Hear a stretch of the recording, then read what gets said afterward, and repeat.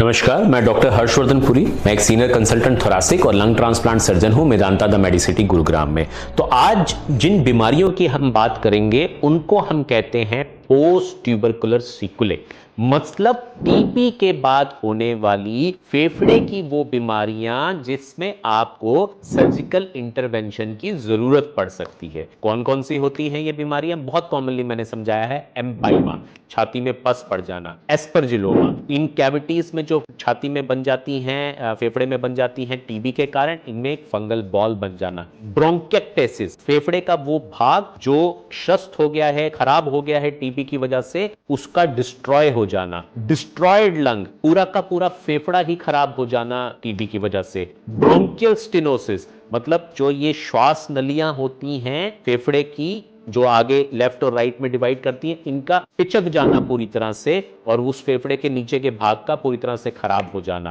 हेमोप्टेसिस, जिसमें बलगम में खून आने की प्रॉब्लम इन्हीं बीमारियों के कारण, मतलब ब्रोंकेक्टेसिस के कारण, एस्परजिलोमा के कारण हो जाती हैं। इन बीमारियों को कहते हैं पोस्ट ट्यूबरकुलर सीक्वेले। एक एक दो मिनट हम हर बीमारी पे लेंगे। एम्पाइमा होता है छाती में पस पड़ जाना। पस जब पड़ती है तो पस जो है वो ऑर्गेनाइज हो जाती है और पूरी की पूरी तरह से एक गट्ठर सा बना देती है वहां पे, जिसकी वजह से छाती उखड़ना स्टार्ट हो जाती है, पेशेंट की श्वास जो है वो उखड़ना स्टार्ट हो जाती है, पेशेंट को बुखार होना स्टार्ट हो जाता है, सांस नहीं आती है। इस प्रोसेस को कहते हैं एम्पाइमा। ट्रीटमेंट क्या है? सर्जरी का नाम है डीकॉर्टिकेशन। डीकॉर्टिकेशन जो है उसमें हम ये फेफड़े के ऊपर की लेयर निकालते हैं, छाती के अंदर की लेयर निकालते हैं, ये सारा ऑर्गेनाइज पस कलेक्शन पूरा निकालते हैं, फेफड़े को पूरा फुलाते हैं और छाती के साथ चिपका देते हैं। किया कैसे जाता है? दूरबीन के द्वारा, हमारे मेदांता में दूरबीन के द्वारा, जिसको कहते हैं वैट्स डीकॉर्टिकेशन। तो डीकॉर्टिकेशन वैट्स के द्वारा करने के कारण इन पेशेंट्स के अंदर जिनको एम्पाइमा की प्रॉब्लम होती है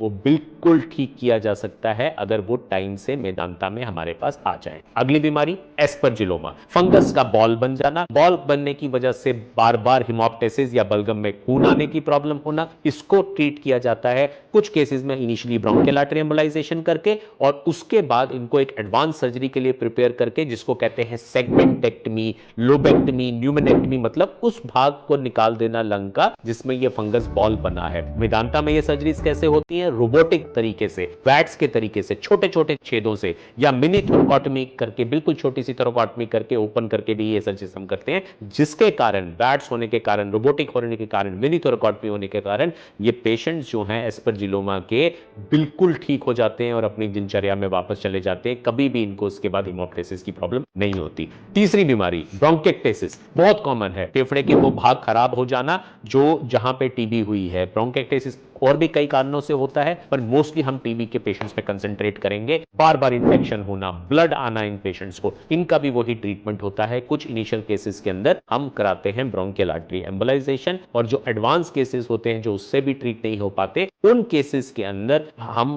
कुछ टेस्ट करते हैं जैसे सीटी स्कैन, ब्रोंकोस्कोपी, और फिर दूरबीन की सर्जरी करने के कारण या मिनी थोरैकोटॉमी करके वो जो खराब भाग होता है लंग का, वो छोटा सेगमेंट, वो छोटा लोब, या फिर कभी कभी वो पूरा लंग, उसको निकाल दिया जाता है। निकालने के कारण ये जो प्रॉब्लम हिमोप्टेसिस की हो रही है, बार बार बलगम आने की हो रही है, बलगम में खून आने की हो रही है, ये पूरी तरह से ठीक हो जाती है। वेदांता में ये इतनी एडवांस सर्जरीज हम कई बार कई केसेस के अंदर आराम से दूरबीन से कर पाते हैं और पेशेंट नॉर्मल अपनी दिनचर्या में चले जाते हैं। चौथी बीमारी जिसको मैंने बताया ब्रोंकियल स्टेनोसिस, जो ब्रोंकस होता है उसका पिचक के बंद हो जाना, जिसकी वजह से नीचे का लंग जो है खराब हो जाता है। एडवांस सर्जरीज क्या होती है मेदांता में? इसकी स्लीव लोबेक्टमीज, मतलब श्वास नलियों को काट के आपस में जोड़ना, जो भाग लंग का बच सके उसको पूरी तरह से बचाना, जो बिल्कुल खराब हो गया उसको निकाल देना। ये इतनी एडवांस सर्जरीज हैं जो भारत के शायद ही किसी और सेंटर में एक साथ एक छत के नीचे होती हो। तो ब्रोंकियल स्टेनोसिस में स्लीव लोबेक्टमी करके, ब्रोंकियल स्लीव्स करके, प्योर ब्रोंकियल स्लीव करके इन पेशेंट्स को नॉर्मल लाइफ देना, बिल्कुल ठीक कर देना, ये मेदांता की कमिटमेंट है अपने पेशेंट्स के लिए। इंस्टीट्यूट ऑफ चेस्ट सर्जरी की कमिटमेंट है अपने पेशेंट्स के लिए। हिमोप्टेसिस बहुत ही कॉमनली पोस्ट ऑपरेटिव पेशेंट्स में होता है। जब हम सीटी कराते हैं देखते हैं ब्रोंकेक्टेसिस पड़ा हुआ है या एस्परजिलोमा पड़ा हुआ है या डिस्ट्रॉयड लंग पड़ा है, पूरा लंग खराब हो गया है। इन पेशेंट्स के अंदर पहले उनको कंट्रोल किया जाता है, कभी ब्रोंकियल आर्टरी एम्बोलाइजेशन कराया जाता है, कभी दवाई दी जाती है, प्रिपेयर किया जाता है सर्जरी के लिए, और वो भाग जो लंग का है उसको दूरबीन की सर्जरी करके, वैट्स करके, रोबोटिक एक करके मिनी थोरैकोटॉमी करके पूरी तरह से निकाल दिया जाता है और पेशेंट जो है वो बिल्कुल ठीक हो जाता है। ऐसी सर्जरीज एक छत के अंदर भारत में शायद ही किसी और सेंटर में मिल सकेंगी आपको। तो कभी भी आपके किसी भी पेशेंट को या आपके किसी रिश्तेदार को अगर ये प्रॉब्लम है तो उनको बोलिए कि मेदांता में इंस्टीट्यूट ऑफ चेस्ट सर्जरी की टीम से कनेक्ट करें। ये नंबर आपकी स्क्रीन पे फ्लैश हो रहा होगा, उस पर आप कॉल कर सकते हैं और हमारी टीम के साथ राब्ता कायम कर सकते हैं। इसके बारे में और भी जानकारी ले सकते हैं। बहुत से लोग मुझसे पूछते हैं इतनी एडवांस बीमारियों का इतना एडवांस ट्रीटमेंट और सर्जरी जब आप करते होंगे वो तो बहुत महंगी होती होंगी। ऐसा बिल्कुल नहीं है। हमने कई जतन करके इनको बहुत ही सब्सिडाइज कर दिया है इन सर्जरीज को, और अब वेदांता द मेडिसिटी में कोई भी आम आदमी जो है वो इन सर्जरीज का लाभ ले सकता है और वो प्रॉपरली ठीक होके अपने घर जा सकता है। तो आज हमने जाना कि पोस्ट ट्यूबरकुलर सीक्वेले क्या होते हैं, एम्फाइमा क्या होता है, ब्रोंकियोस्टेसिस क्या होता है, एस्परजिलोमा क्या होता है, ब्रोंकियल स्टेनोसिस क्या होता है, हेमोप्टाइसिस क्या होता है, और मेदांता में ऐसी खतरनाक बीमारियों का कितनी आसानी से निवारण और इलाज हो जाता है। धन्यवाद।